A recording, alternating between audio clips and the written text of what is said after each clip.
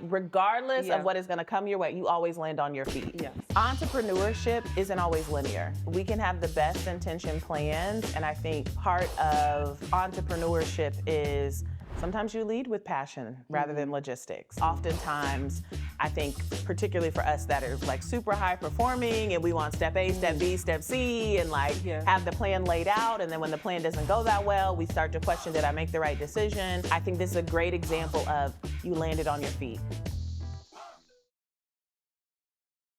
Welcome back to another episode of the Seven Figure Educator Podcast. My name is Dr. Erica Jordan Thomas. I'm a former teacher, former school principal, turned full-time entrepreneur, as well as a Harvard grad. And I am CEO and founder of Seven Figure Educator, where we help educators just like you monetize your brilliance into a seven-figure education consulting business.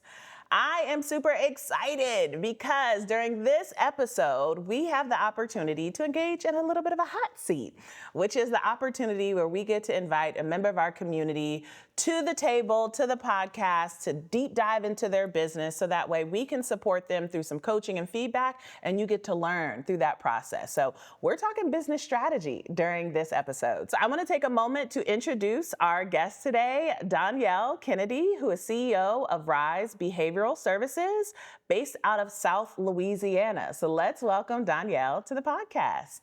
Thank you for being here. Hello, thank you for having me. We're super excited to have you. Okay, so let's get to know a little bit more about you before we jump into your business and get our hands all up in your business. So let's start with your movie trailer. Tell us a little bit about what kind of roles or stops you've had along your career that led you to your business.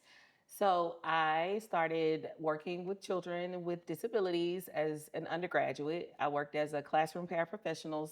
So I'm raised by two educators, my mom and dad both. My dad has 30 plus years in education and my mom is well on her way to the same number. So I saw their struggles, I saw their triumphs. I appreciated the opportunity to share my parents with so many students over the years. So I said that I would never want to be a teacher, and then here I am working in classrooms and teaching at the undergraduate level myself. So I wanted to be a speech and language pathologist. I had no clue what applied behavior analysis was. I ended up meeting a board certified behavior analyst at a workshop for extra credit. And once I learned about the field of ABA and how we could support children diagnosed with autism as well as other disabilities, I quickly changed my focus for my master's degree and then went on to earn 2 master's degrees and my doctorate. And then I started Rise after working in the field for about 7 to 8 years. And I've been in business for 6 years, working in schools for over 10 years and hoping to expand. So we offer center-based services for therapy, and we work with teachers in person as well as remotely. Awesome. Okay, there's so much juiciness here. And what I get really excited about, so Dr. Donyelle is a member, actually the newest member of our mastermind, which we're really, really excited about. She was formerly in our academy program, has ascended to the mastermind. And I think you sharing your story is actually a really, really great example of the people we have in our community where it's like, listen, they got receipts, okay? Yes. Like degrees on degrees on degrees. Yes. Like I ain't new to this, I'm true to this. Multiple degrees, multiple masters, doctorate, went to school in this area, continued to teach, like so much foundation of just expertise and knowledge. And then you transition that into a business. So let's dive a little bit more into your business. And so you said you had your business for a number of years. Yes. So let's kind of, before we kind of dive into what's present for your business, so that way we can support and go through a little bit of coaching, give us a little bit more context to the business journey. What made you start the business and what did it look like in its earliest days? Yes, I started my company because I'm from a small rural community in Louisiana, and accessibility was and is still an issue in many rural areas throughout the country. And I started because I wanted to provide an opportunity for children with disabilities as well as their families to have access to quality services with representation. And then I also wanted to provide a workplace. I wanted to provide jobs in my community. And for me, it's deeper than that. I'm from a long line of entrepreneurs. My grandparents, great grandparents, we're country, so Clarkville, everything is like you live on the street, that's your last name. The high school is the name of the city.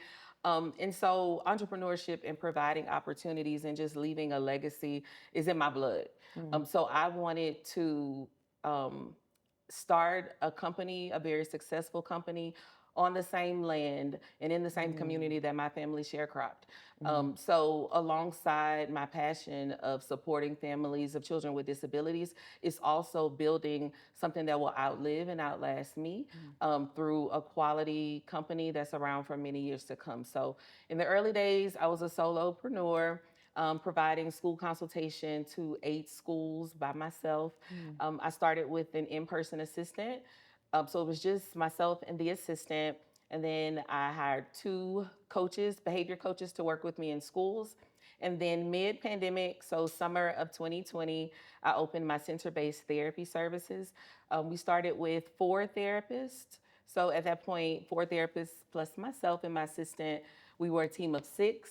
And now we're a team of 42, including my clinic base as well as my school team. So we have grown from having team leads to departments. Like I like to walk through and say, y'all, we have departments. I don't care if it's just, different corners of the table. We're big enough now that leaders have grown and truly been able to grow their career in the clinic as well as in the schools. And it's not just a pass through. So I want to continue to grow my career as well, but I'm chartering some unknown territory right now. So this is so beautiful. This is so beautiful of having this vision of I want to be able to serve, to be able to increase accessibility and to do it on the land that my family were sharecroppers. I mean, that within itself, when we talk about impact, when we talk about legacy, when we talk about vision, I think that's an example of how educators dream differently. What is true when people who lead with service, lead with their heart, start dreaming, this is an example of what that dream can sound like. And I love that I started as a solopreneur, now 42 team, right? Where, even that, shout out and kudos to you for that level of, that type of journey, that level of building. And I'm really excited about this episode because this is going to allow us to have some higher level conversations given where you are in business, that this isn't like I'm just getting started, I'm trying to figure out my offers. Like we're going to have a 7-8 figure conversation during this time because of what you've been able to build in your business. So just to kind of set the context for folks in terms of the numbers of your business, talk through what your revenue was for 2024 and then where you all are year to date for this year, 2025. In 2024, we finished at 1.1 million, and year to date, 2025, 467,000. So we are, but that our first quarter is pretty slow usually. So we're on track for a 1.8. I know during our strategic planning, you're like 1.8 versus 2. So I'll say a $2 million. Period. Because I'm like, girl, ain't no difference between both them numbers at this level. 199 plus. Right. Yeah. So that's where we are for 2025. And I thank God for that because it's been a rocky start to 2025. Yeah. And I think what's interesting, because we were kind of talking about this offline, of this $1.1 million year, 2024. Was that the first 7-figure year you all had? The first. It was the first. So congratulations. To God be the glory. Congratulations. Thank you so much. And you said something to me before we started recording of you took maternity leave during that year. Yes, I worked remotely, but I was also on maternity leave and they held it down. They held me down. I'm so proud of that team. So that speaks to team. Yes. Right? The value of team and being able to grow to that level. Okay, so we're setting some context here. So now I want to, because there's so much to celebrate here in the business of the journey that you've had, what you've been able to build, going from solopreneur, 42 team members, crossing the 7-figure mark, having your first 7-figure year. You've opened up a second location. Yes. So talk to us a little bit about that so that way we have that context too. Yes, I am in a part of, throughout the whole country, there's a long wait list for diagnostic services for children whose families may think they have autism, but the wait list for services is long, as well as the wait list to even be diagnosed. So I started a second location because our wait list at the time was about 18 months long before a child would be able to get into services. So we had almost a center and a half. So we have centers of 12 clients at each location. And so we had that number, then some, on our wait list. So I opened a second location without much of a clear plan. I saw a need, and sometimes my passion for what I do and my compassion for the families, I led with that instead of logistics. So our second location, and what started as a move to support the community and local families, turned into one of the worst seasons for my business in terms of burnout. We were in a place where we had a big team. We were growing our team, but we were under two different groups for the same time. We weren't in the same location, but we were still trying to share some teams and some staff members, and it just didn't work out. So we're finally in the second location as of late January of this year. Congrats. But that was after the building kind of sat for 5 months until we were able to get the licensing and everything together. But that we came about the idea of the second location just to be able to serve and increase school consultation in that community as well as therapy. Got it. So one thing that I think it's important as to like frame this conversation is entrepreneurship isn't always linear. Yeah. And we can have the best intention plans. And I think part of entrepreneurship is sometimes you lead with passion rather than logistics. And so sharing that out of a spirit of grace, because oftentimes I think particularly for us that are like super high performing and we want step A, step B, step C, and like have the plan laid out. And then when the plan doesn't go that well, we start to question, did I make the right decision? I think this is a great example of you landed on your feet. Of like, regardless of what is going to come your way, you always land on your feet. Yeah. Hey, y'all, I want to take a quick moment to pop in. I know the episode's getting really, really juicy, but I could not miss the opportunity to make sure that you know that we are headed to Atlanta October 3rd through 5th for Seven Figure Educator Live. This is my 3-day live event. It is the only 3-day live event for education consultants who are out here making a big impact and getting a big bank. And even if you feel like your bank ain't that big yet, I want you in the room because that's how your bank gets bigger, okay? I have curated a very special 3-day agenda that includes powerhouse speakers, 7, 8, 9-figure speakers, intentional networking to find your people, to find your next opportunity. Y'all, we're getting ready to take the city over, and we taking it over at a 5-star property, okay? Meet me in Atlanta, October 3rd through 5th. Grab your ticket by heading to sevenfigureeducator.com. I'll link it in the show notes, and I'll see you there. And so just being able to kind of frame that aspect of your journey, because I think it's important, even though I know it did not feel comfortable. And it still doesn't. And I wouldn't want you or other listeners to take from this episode, oh, we have to be overly planned before we can start making some of those decisions. You made a really significant decision as an entrepreneur. Every decision of that scale comes with growing pains, and you landed on your feet and you made your way through it. Okay, so let's get clear on just the services of your business, and then we're going to move to talk about challenges so that way we can narrow the best place for us to spend some time to go deeper. So talk to us a little bit about your services, because you mentioned second location, you mentioned centers, you mentioned some assessments. So talk to us around what your services look like in your business. We offer ABA therapy, which is a therapy for children diagnosed with autism. And those services are center-based. So when I say the center, it's where children come to receive services from registered behavior technicians, and those are our entry-level team members, and they're overseen by board-certified behavior analysts, which is the credential I hold. And so those are our therapy services, or the healthcare branch of our company. And then the school consultation model is where we offer professional development workshops. We offer coaching and work with schools and school districts to build capacity to support all students, but focusing on neurodivergent learners.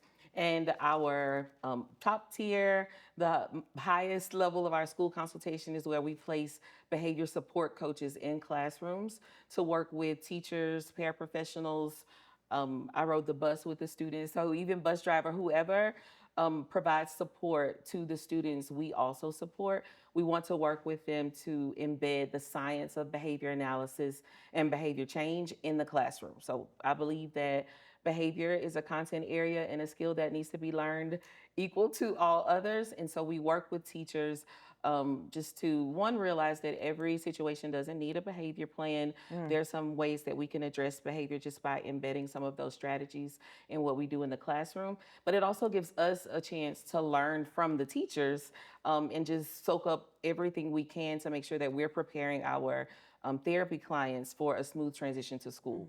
Got it. And when it comes to your breakdown of revenue, what percentage of your revenue would you say is coming from these three streams? So from the ABA therapy, the school consulting, and then what it sounds like is the school's consulting, but with in-person supports. What would you say would be roughly like the breakdown of your revenue? 80% of last year was ABA.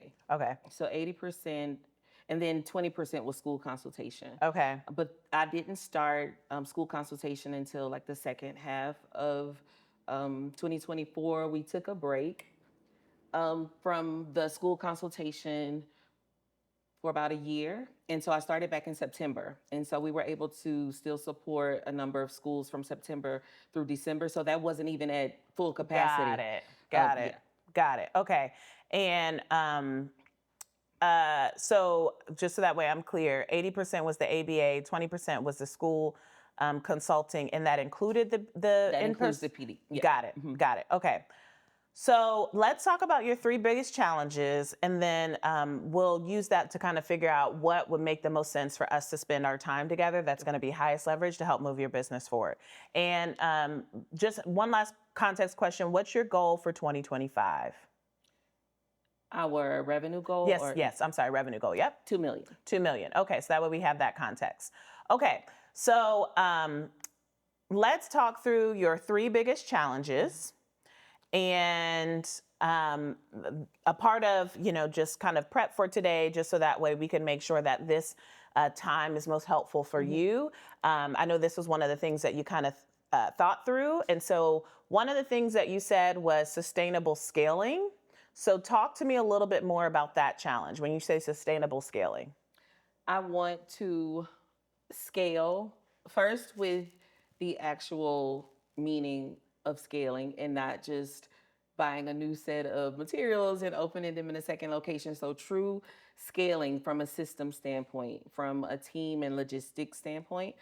So I want to scale in a way that we use seven-figure systems to scale, and we're not trying to recreate what I called my binder system. So I had the company, either the systems lived in my brain or it was some printout. Our core processes manual was literally a binder.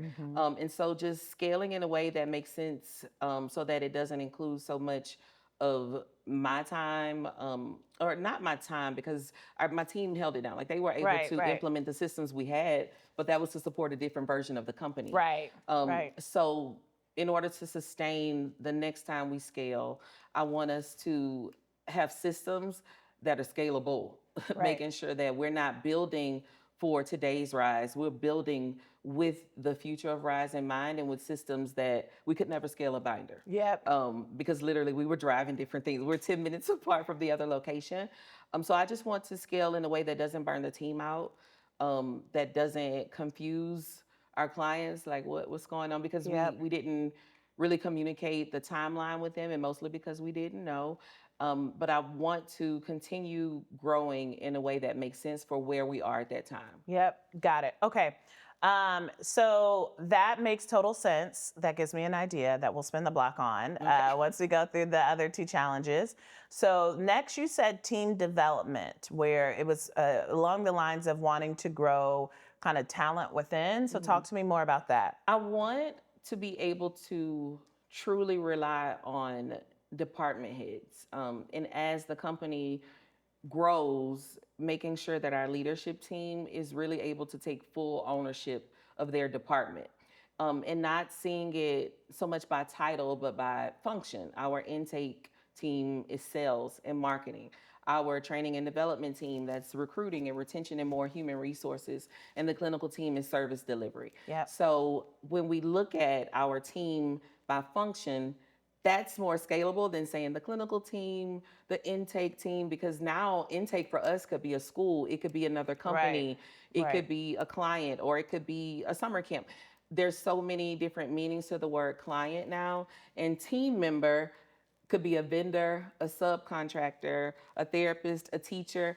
So we've grown in terms of how we define our team. And so when I think about growing the team, I really want to truly grow the leadership team according to their function, whereas I focused a lot on titles. Like if you want more client interaction, at the time that meant families introducing their child to ABA therapy or trusting us to provide the services while they were on the diagnostic journey. But now client means whoever we're selling to, and our service delivery could be a one-time play date where we're focusing on social skills, or it could be a school year long opportunity with a district. So got it. I want us to grow in how we think about our functions within the company.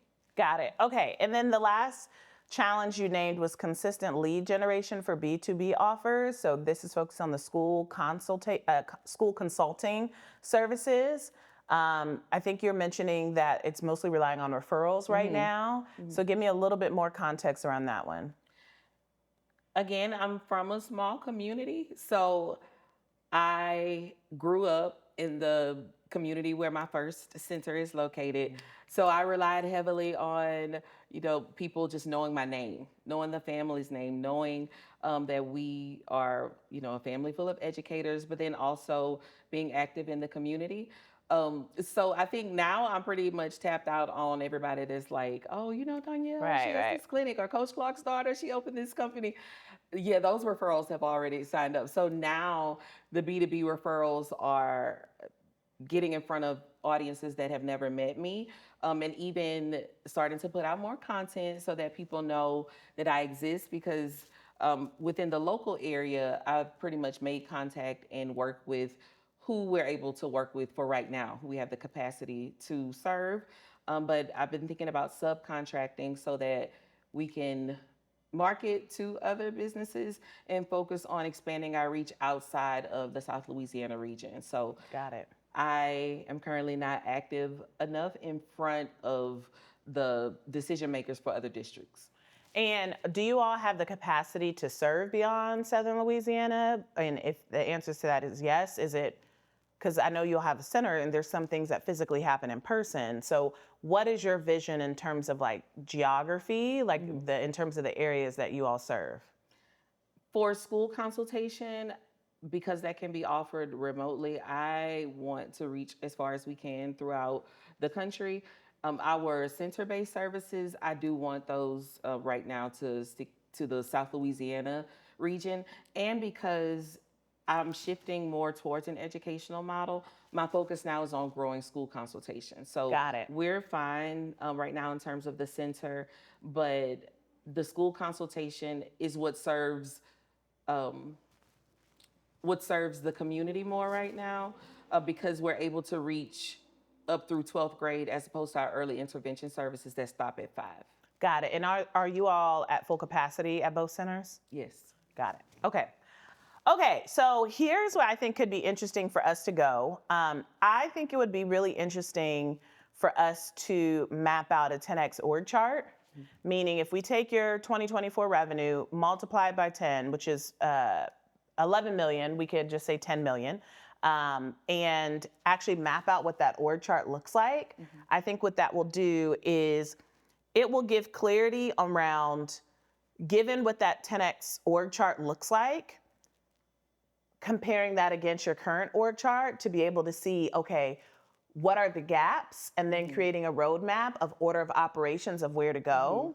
I think it'll help with some of the language that you were saying, is we got to start to create departments.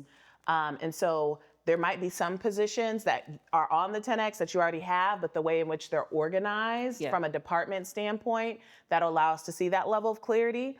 And I think it will, some of the 7-figure system stuff that you're talking about, now at your level of business, most of the time, not all the time, but most of the time, these 7-figure systems, you're not going to be the one building.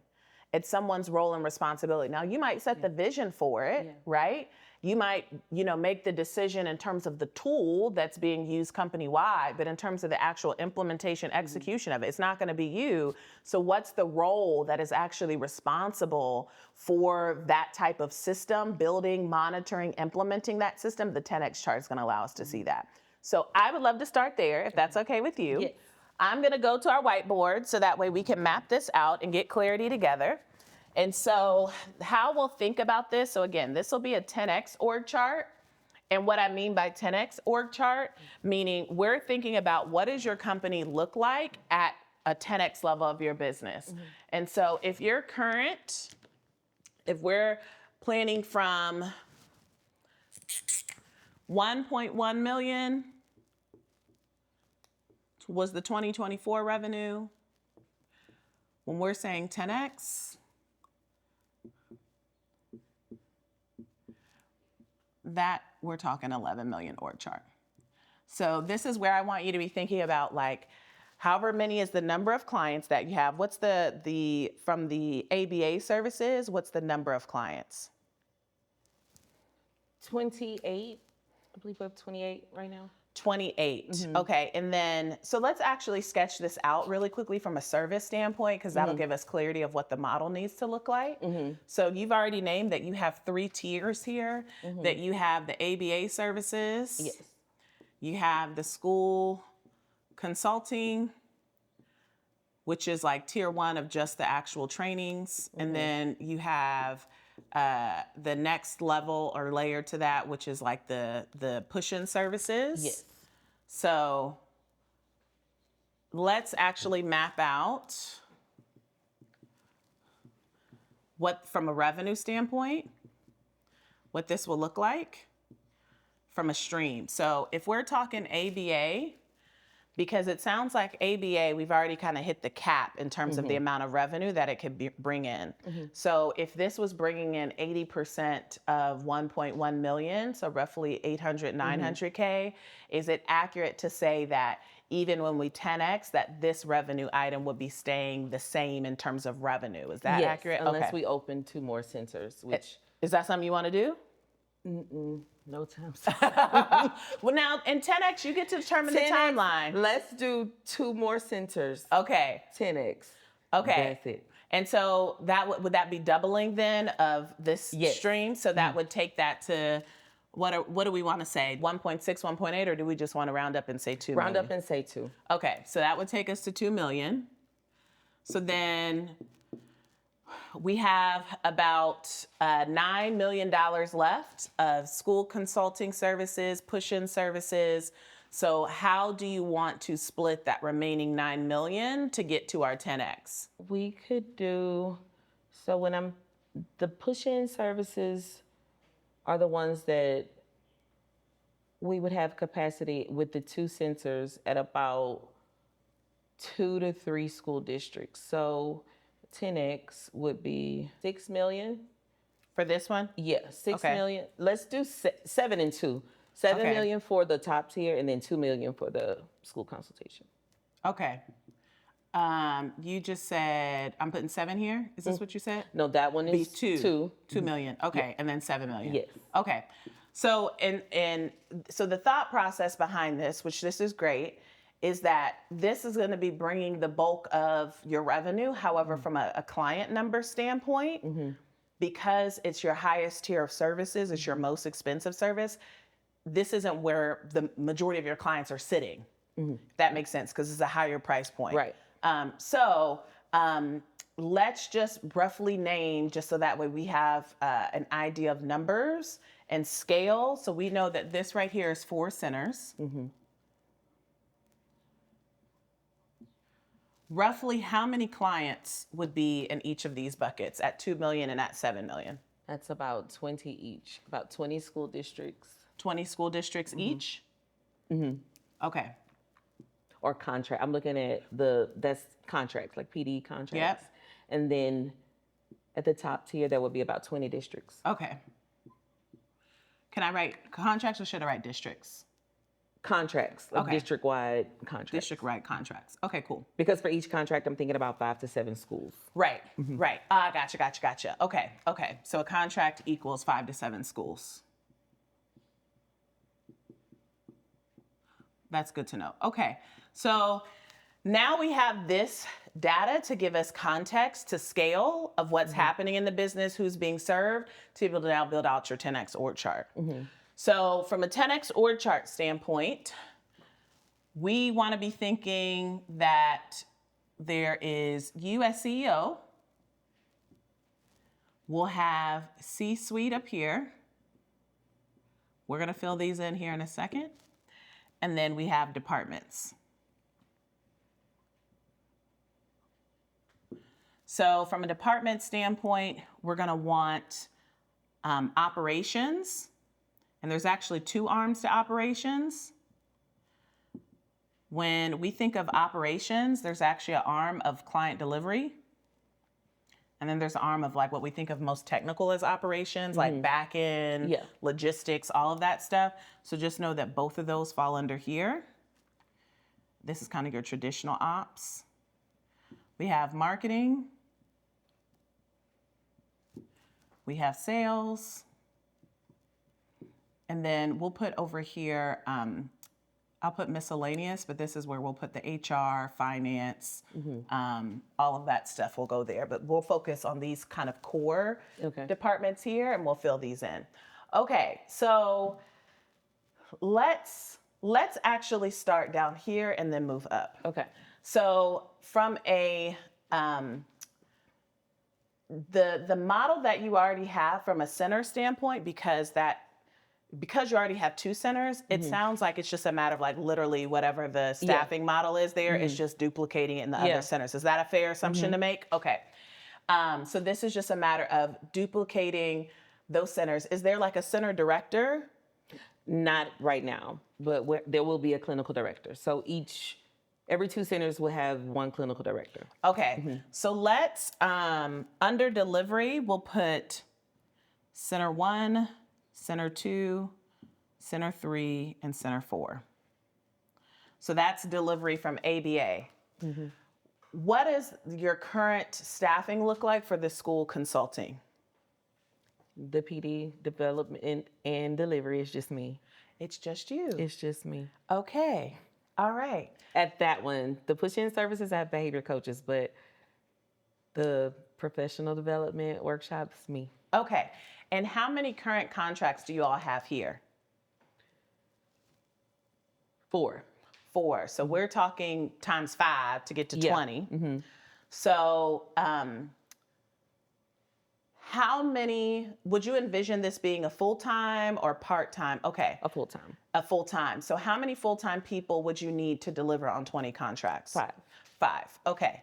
So then, and then would these same people be delivering on these 2? No. Okay. So how many full-time people would you need for these 20 contracts for the push-in services? That one would need 10.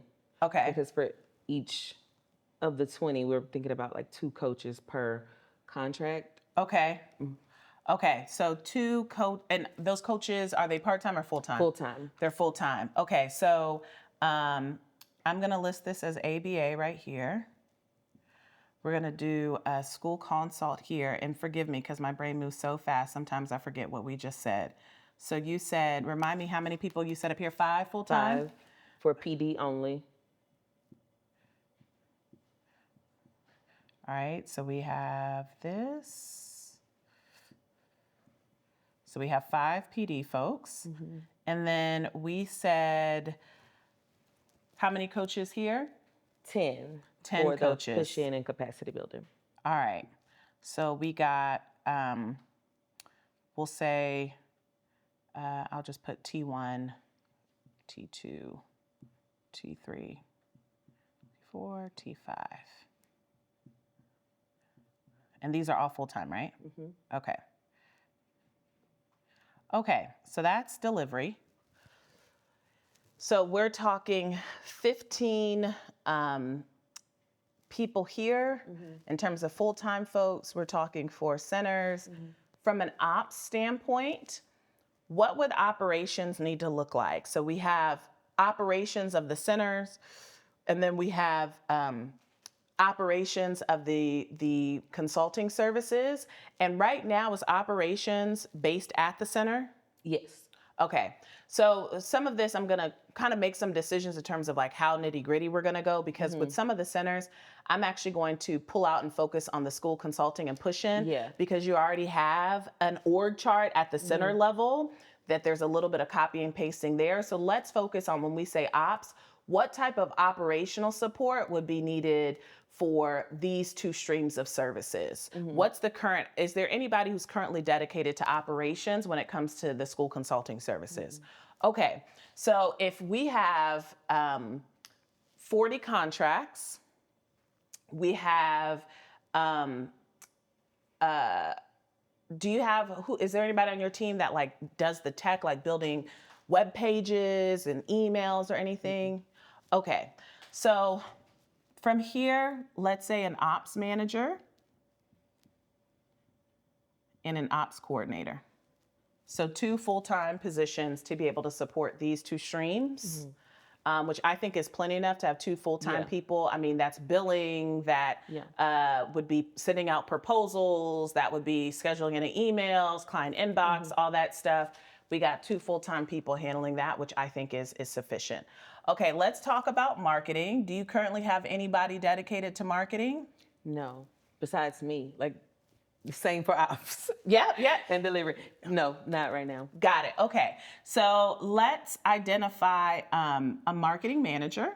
And I think at this level, from a marketing manager, we're talking 11 million.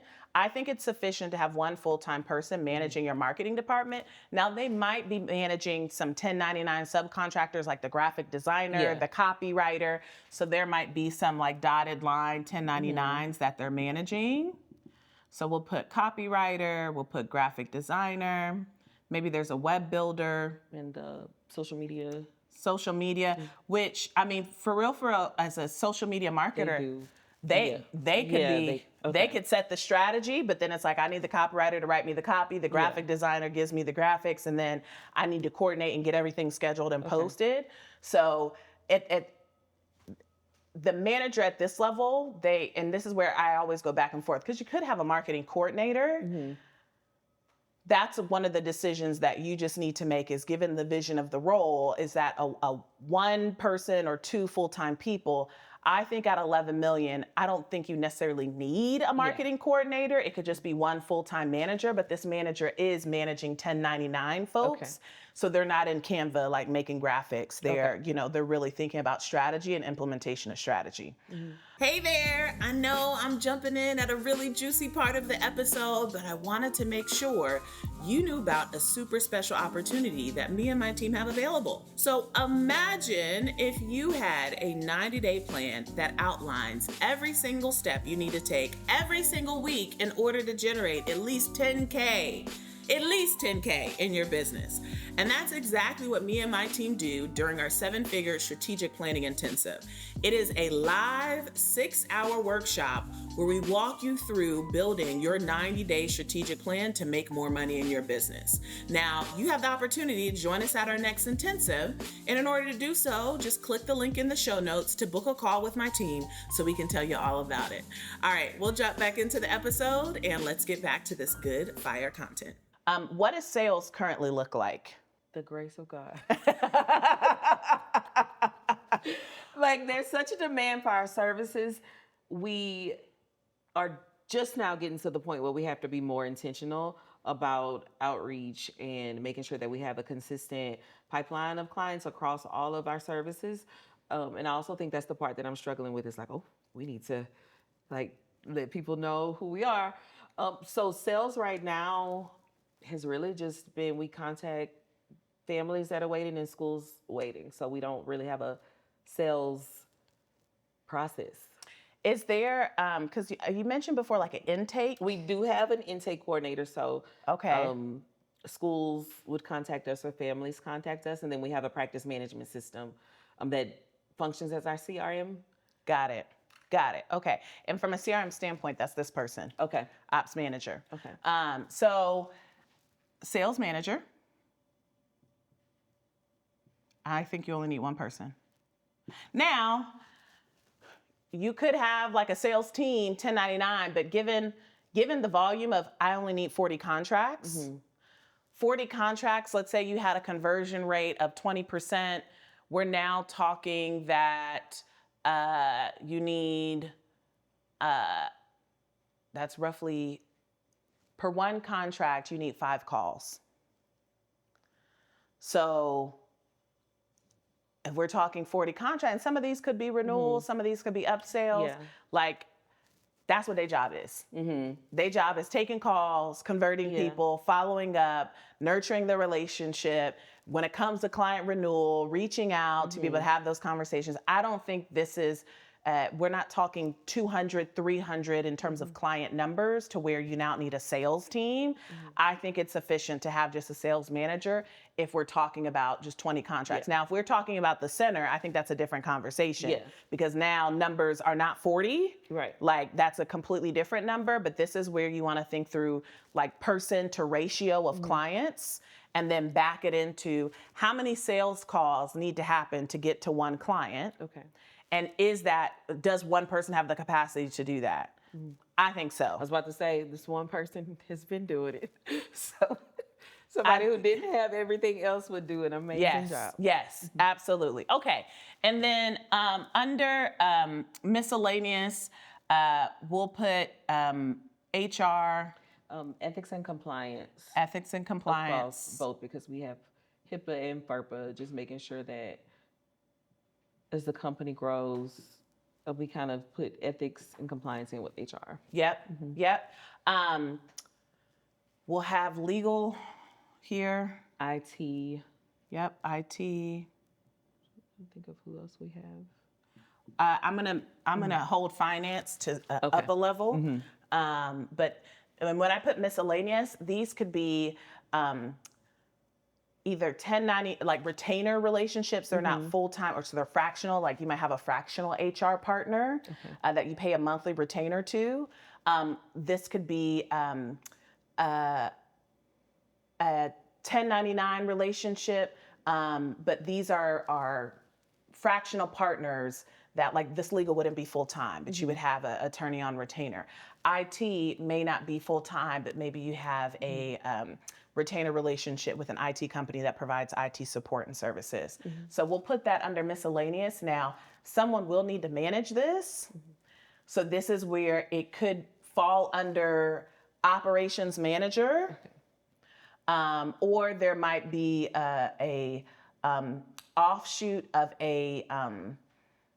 of another position that we'll get to here in a second that might be able to manage that. Okay. All right. So now that we got clarity down here, now we need to zoom up a level to your C-suite, meaning everybody not reporting to you. And so what needs to happen in order for these people who would these people report to? These people, the school team will report to a director of school consultation and community programs. Okay. The ABA team reports to the director of clinical services. Okay. And everybody else is like some higher level, like operations that would group the 3 of those, like business operations, or like a chief operations officer, COO. So in this type of situation, so you're going to need some type of integrator, right? And integrators have a number of different titles. This could be a COO. This could be a chief of staff. Those roles aren't the same. They're a little different because a COO can manage certain functions. that a chief of staff wouldn't necessarily manage those functions. So the key point being here is you're going to need somebody between you and the rest of your org chart, which the directors are reporting to, as well as the managers. So I would have 1, 2, 3, 4, 5. This person would have 5 direct reports. Rolling up to them. And then this person would report to you. Now, for you, you're gonna need, do you already have an executive assistant? Not anymore. Okay, so Last week. I had one for a few months, but we're searching for a new one. got it. So you'll need an EA. So when I was saying we'll come back to this, an EA could be the one who manages some of these executive functions. And then from a finance standpoint, you are going to need some type of fractional CFO, which this is where the CFO could either report to the integrator or you. All right. When you see this, what top line reflections come up? I'm seeing the people who currently operate in these roles that could build out to the 10X model. And I feel relieved at just this one line to the integrator. Right. So, Right. but I definitely see the current positions we have that would evolve into this model. Yep. Or that should. I mean, even at like where we are now, some of this could be incorporated, a lot of it. So what would then be the next step for you is taking this. So we just mapped 11 million, 10X, mapping 3 million, then 5 or 6 million. So like, how does this org chart change over time? When are certain things brought on? So if we're talking now 3 or 4 centers, when does the next center come on? Does it happen at 3 million? Does it happen at 5, 6 million? Or is that the 11 million move, right? So being able to actually map out the pacing of this, that would be step 1. And then step 2 would be, I would start at 11 million and I would put names of your current staff of where they are. Cause now you're basically saying I'm vision casting for where their role needs to be. And I would think through what is and this is where you kind of determine, I know you have a really great culture with your people, so this might be a team conversation of you showing this like 10X vision of where we're going, and then follow up some one-on-one conversations of your role right now is intake, but my vision for you is actually sales manager over the next X time. So now let's actually talk about what are the steps needed in order to get there. So those will be the 2 biggest things in terms of next steps to then be able to pull this back to present day and then be able to map out, all right, but like what's step 1? Like some of this is who do I not have that I'm going to have to find? Who of this I already have, but their role needs to be rescoped? Or who do I have, but they're not called marketing, but they do marketing? And now we just need to have a one-on-one conversation to help reposition and reorient them so that way they're positioned and lined for 11 million. All right, given this, repeat back to me, what are some of your next steps? Put names on the 10X model, figure out where the gaps are, rescope the current roles, and have those conversations about how we can meet the company's needs with who we have right now and then where we're going in mind, and then figure out the milestones or the pacing for the 4 centers and 20 contracts in each of those tiers. Like which metric, or I guess what are the points that make sense to trigger the next scale and not just, okay, there's a building for purchase, for sale, let's go. So, and then also being able to, a capacity, like a companion capacity chart is kind of what I want to look at too, like the org chart, but then how do we know whenever we're at capacity Right. at each of these levels Right. based on where we are now and which places we're most comfortable, not that places that didn't leave room for growth, but what could we manage without feeling like if one more thing happens. Right. Right. I would prioritize this integrator within the next 12 months Okay. because that integrator you need now. Yeah. Yeah. And so if that's not someone you already see as like they have given their role or how long they've been with you, institutional knowledge, leadership skills, and all of that, that you could see positioning for that, I would start looking for that now. And then that's when I would start to think about where in the org chart does that person come in at to be able to, over the next 12 to 24 months, move into that, because that's going to be critical to all of this. Yeah. That's what you, Latrice, and ChatGPT said. So the three of you, you're on the same page, but yeah. So less than 12 months. Because I've heard that that's the recurring theme is just that there's so much on me, but not because I don't have willing people on the team. Right. It's just we need the scope changed. Right. And part of this is you're going to have to pull yourself out.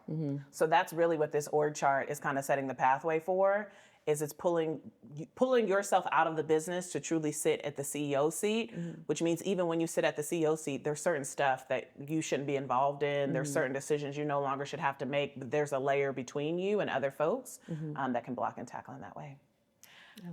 I'm excited. I'm excited. Yes, I'm excited. I'm really, really excited. Okay, well, it's my hope that for the viewers who watch this episode, that you got some juiciness out of this episode, because like I said, this is gonna be a 7-figure conversation, right? And so being able to map out and get this clarity from an org chart standpoint, to map out what an 11 million org chart would look like, I think is really, really powerful for Dr. Donyelle, but also for you all too, to be able to see the pathway in the journey. And y'all, what I felt most inspired by in this conversation is the journey of an idea on ancestral land to now a 7-figure organization. And now we were talking what 8 figures looks like, which is really, really exciting. And so if you find value in this episode, hit the subscribe button and then go to the comments and let me know your biggest aha, because I'm kind of curious. I kind of want to know.